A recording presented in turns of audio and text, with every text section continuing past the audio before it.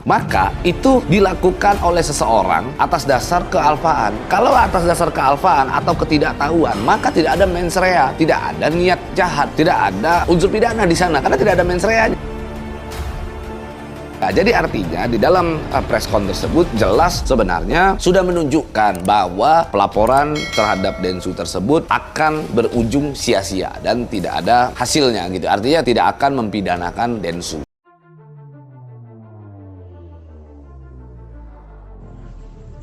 Pengacara Farhad Abbas melaporkan aktor dan YouTuber Denny Sumargo ke Polres Metro Jakarta Selatan terkait dugaan ujaran kebencian.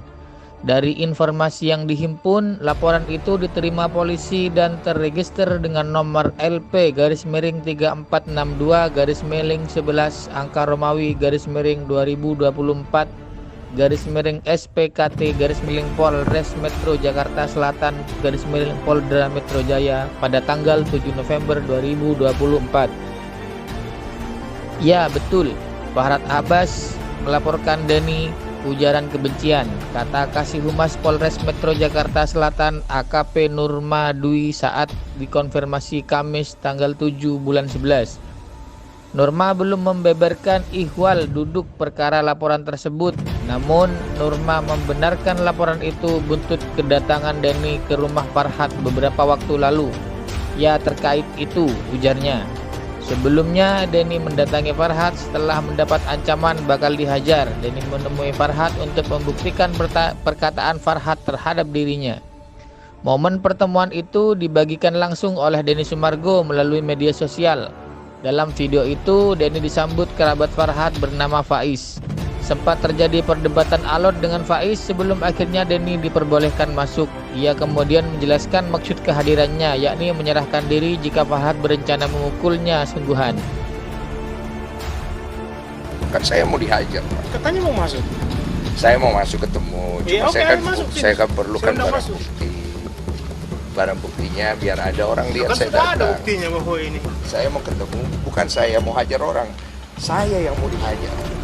Jadi kalau oleh karena itu saya mau lihat bagaimana Bang Farhad mau hajar saya. Kan dia bilang di situ, ya kalau kamu menghina dia akan hajar. Dia bilang kamu nggak hina dia kan? Loh, saya tidak tahu saya menghina dia, tidak.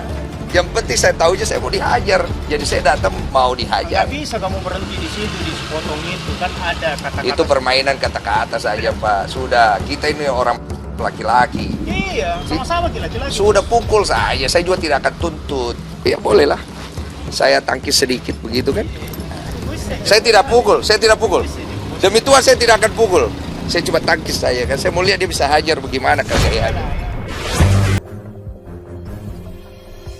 Namun di tengah obrolan itu mereka saling melempar argumen terkait permasalahan yang memicu Farhad berkata mau menghajar Denny. Farhad mengaku melontarkan ucapan itu karena terpantik komentar Denny yang menyebut dirinya taek dan merasa tersinggung. Denny kemudian berkilah bahwa ucapan itu tak selalu punya konotasi negatif karena semua tergantung sudut pandang. Ia lantas memberi beberapa contoh arti kata taek yang bernada positif.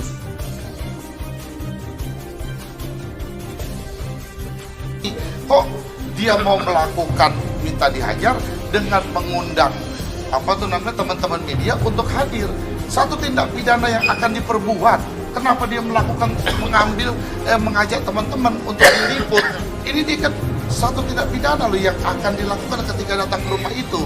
Nah, lalu kemudian hari selanjutnya ada kalimat-kalimat yang makin hari makin menyerang tidak berhenti. Ditanya waktu itu, jadi saya jawab aja. Kamu orang Makassar ya? Jadi kalau kemudian saya mau diadu domba masalah itu, saya tegaskan lagi. Suku Makassar Bugis itu ada suku bersaudara. Mereka sama-sama menganut prinsip harga diri. Ada sirinya, kalau kita bilang siri itu malu. Saya pikir semua suku, bukan hanya Makassar Bugis ya, di Indonesia ini, kalau harga dirinya diusik, ya pasti nggak terima dong. Apalagi kalau dia mau dihajar, gitu kan?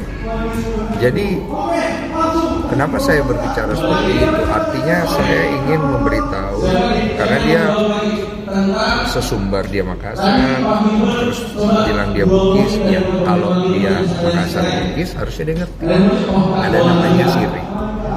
Kita sama-sama bersetuju bahwa itu adalah kita punya filosofi yang baik. Jadi hati-hati dalam berucap. Jangan suka ngancam-ngancam orang di publik. Setelah itu takut-takutin orang dengan hukum. Gitu kan nggak bagus dilihatnya. Karena itu kan kita punya datangnya kita dari sana gitu. Saya pikir.